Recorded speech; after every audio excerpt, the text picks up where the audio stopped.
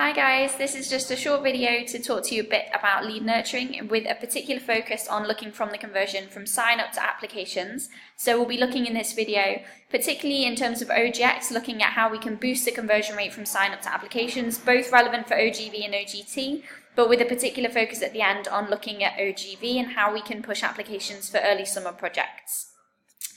Cool. So first of all, I just want to recap what lead nurturing is and how we describe it in terms of ISEC, but also externally as well, how it's described. So really it's quite simple. It's just about taking steps to enable interested customers to move through each stage of the customer flow. So what steps can I take, particularly to convert signups to applications, as we recognise that this is not only a focus, but also something that entities right now, possibly including yourselves, are struggling with. So we have a few recommendations. First of all, to align all your marketing touchpoints with what is actually available on the platform. So this is relevant not only for Global Volunteer, but also for Global Talent. So for Global Volunteer, we recommend you focus on countries with those early summer opportunities on the platform. And you can have a look at the search tool that I've made, but also do look on Expa, look on the opportunities portal on the front end and filter for what's available from kind of May 2017 onwards. And have a look, and obviously you can be promoting non-country partner projects as well. We don't discourage you from doing that. For Global Talent, we do recommend that you focus on winter projects because there really aren't any summer opportunities on the platform now, so it doesn't make sense for you to market that to your customer.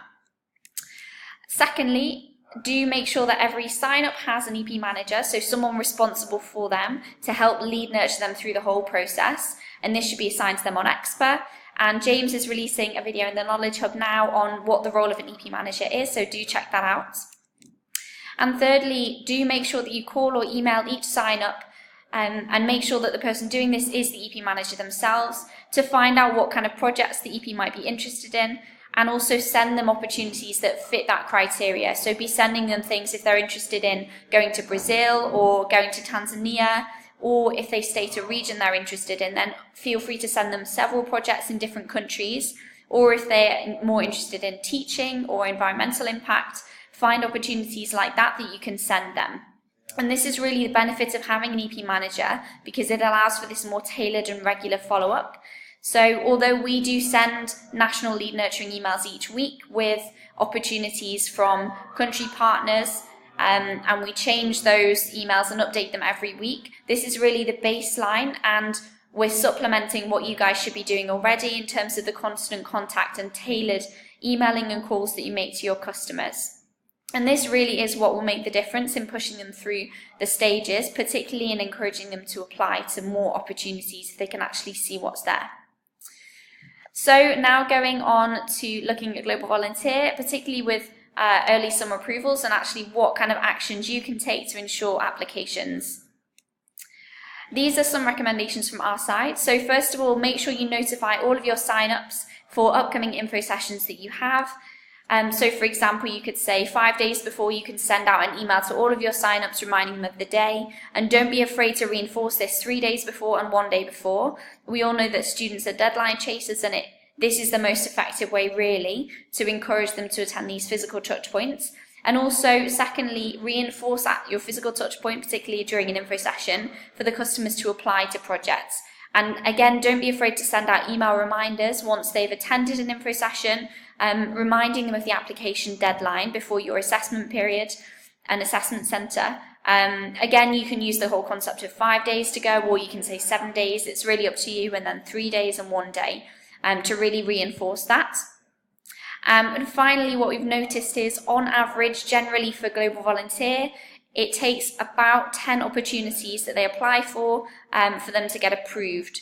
So the conversions do vary, but I would definitely recommend you to suggest this as a number, as a minimum to apply in terms of number of projects to apply to, because it will give them the best chance of securing one early on.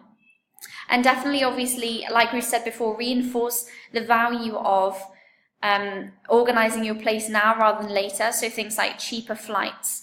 It means that all the logistical details are sorted way in advance. It means that things will be cheaper, like sorting out your visa, travel there, and you don't have to worry about things in second semester when actually most students will be focusing on exams. They'll want to be really focused on the assignment deadlines.